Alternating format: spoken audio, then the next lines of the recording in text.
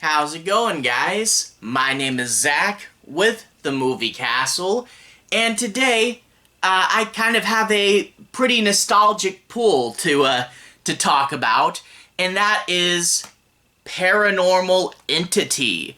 This is from 2009. It's from the Asylum, who is known for making mockbusters, and this is clearly a mockbuster of Paranormal Activity. This is written and directed by Shane Van Dyke, and the movie stars Erin Marie Hogan, via Perera, and the director himself, Shane Van Dyke, a quite common found footage trope to just have the director play one of the characters.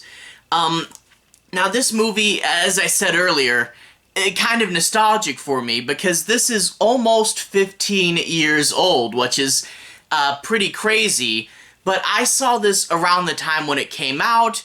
I was a young weirdo horror fan, and I didn't know near as much about the Asylum or mockbusters as I do now, and I knew this was a knockoff. I didn't think it was Paranormal Activity or anything, but it was something I was curious about and I wanted to see, and it really got me back in the day. It did scare me quite a bit. And I think it was something, too, about it being smaller that kind of made this movie, something I really latched onto. Everybody was watching Paranormal Activity 1, 2, and 3, but, not everyone was talking about Paranormal Entity. It made it feel like it was this weird bonus film, a bonus Paranormal Activity movie that not everyone got to see, and that made it kind of feel more obscure and creepier. Yeah, young Zach was kind of weird, but I really liked this movie back in the day, but it's been quite a few years since I last saw it, so I popped it in for this review, and okay, it's not as good as I remember it, but large chunks of it still hold up. It's an Asylum mockbuster, but when you're trying to mockbuster things like Jurassic Park or Transformers, there's quite a bit of a difference between the original and the mockbuster. But when you do Paranormal Activity, yeah, you got the budget to do something like that, so in a lot of ways, it's fairly close to the original. It's not as good as the original. Paranormal Activity had much more dread behind it, and it felt much more real than this movie. This movie, it's like clear that they're filming in a rental house. The set is just much too clean and sparse, and a lot of the ghost stuff, you can take a guess at how they achieved that. And yeah, it's not as good as the original, but still relatively close because it was such a low-budget concept. They could actually, do it. And, there's some fun sequences in this. There's some fun moments.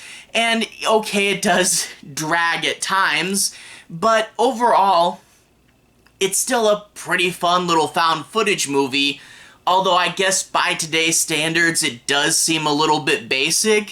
Family's haunted by something, son sets up all these cameras, capture some spooky ghost videos. Yeah, by today's standards, that's kind of basic.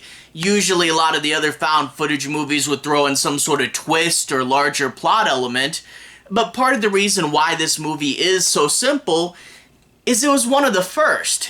Like, Paranormal Activity also came out in 2009. This was a very high turnaround, and it was one that kind of proved the concept that it wasn't just lightning in a bottle and we could all go out and make our own found footage movies.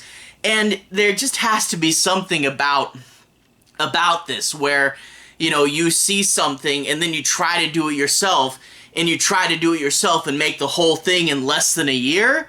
There's just brazen ambition there that I can really support.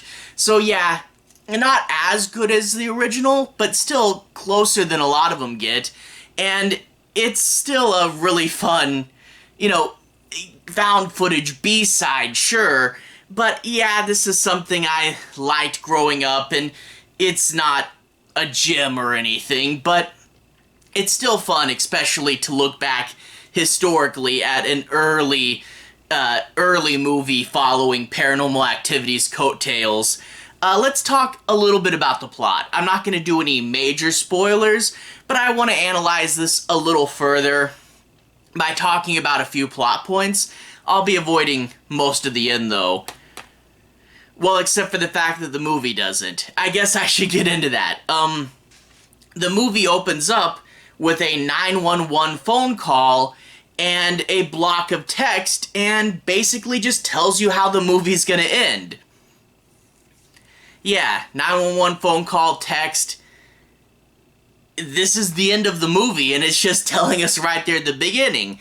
Now, granted, a found footage movie usually does imply that something terrible happens. That's why the footage gets left and found later, but 911 phone call says, "Help, something's in my house, it killed my mom and sister," and then there's the text saying how he was, the brother was found, the sister and a ghost hunter, who turns out is barely in the movie, were all found dead, and that he was accused of the murders, but said a demon did it. Yeah, kind of just weird knowing that they're all doomed from the beginning, but the movie wanted us to know this, and there is a little bit of an inconsistency as to what really happens at the end, but I won't dig into that. But anyway, we jump back to happier times. Not perfect, but we see the family in the past. It's early October, which missed opportunity that there weren't Halloween decorations around. This would have been a really fun Halloween movie. But anyway, it's early October, and you see the family. Mom, sister, and the brother's filming everything, and the brother and sister kind of goof off and have that friendly rivalry thing going on. A little cheesy in the beginning, but it will develop better later. But you find out that they've seen a psychic, and that the psychic said, "Oh, you should document stuff." So he's setting up cameras everywhere and filming everything, and going a little bit extreme, like, you know, putting a camera in your sister's and your mother's bedroom. Seems a little awkward initially, but then they tell their story and you see, like, okay, this is why they're going to such an extreme. You see the father recently died in a car crash, and the mother started trying to communicate with him. She heard about how you can write notes to your loved ones, and she started to feel that she was getting responses back. But the spirit that she made contact with started to harass the daughter. So we're pretty sure that this was not in fact the father. She's contacted some mysterious other spirit, and now it's in their house, and stuff has happened, especially targeting and focusing on the daughter, you know, which makes the mother feel guilty because she let it in. So now they're documenting and they're filming stuff, and they're recording a lot of stuff late at night. And, you know, late at night you might see the TV or the phone go off, or someone gets out of bed and starts sleepwalking or something. It's interesting enough, but yeah, I don't know. The night sequences in Paranormal Activity just were so much more creepier. And maybe it's switching it from green to that nice cold blue in Paranormal. But also, yeah, I think it is just the things that happen here kind of feel more like interesting little tricks. And the Paranormal Activity ghost definitely felt like more of a colder and darker presence. I don't know. There was just so much more dread going into those paranormal nights than in this one. But of course, other stuff happens, and we do get some fun sequences. There's a really fun sequence I like where they look up and they see footprints are on the ceiling. Where do they go? Or maybe better question, where did they come from? And following those around the house, that was fun.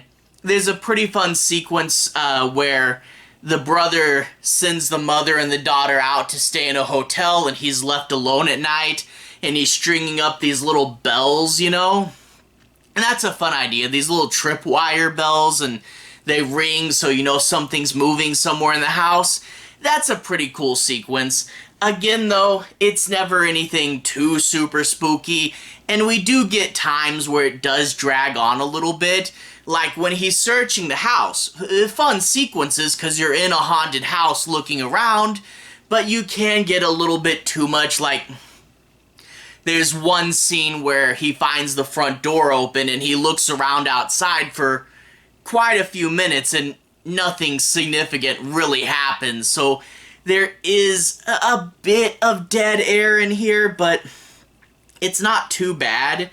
I do also like the family dynamic. You know, like I said, the brother and sister start off with kind of a cheesy rivalry, but over the course of time, especially as the sister's preyed upon, you can see that the brother really does care.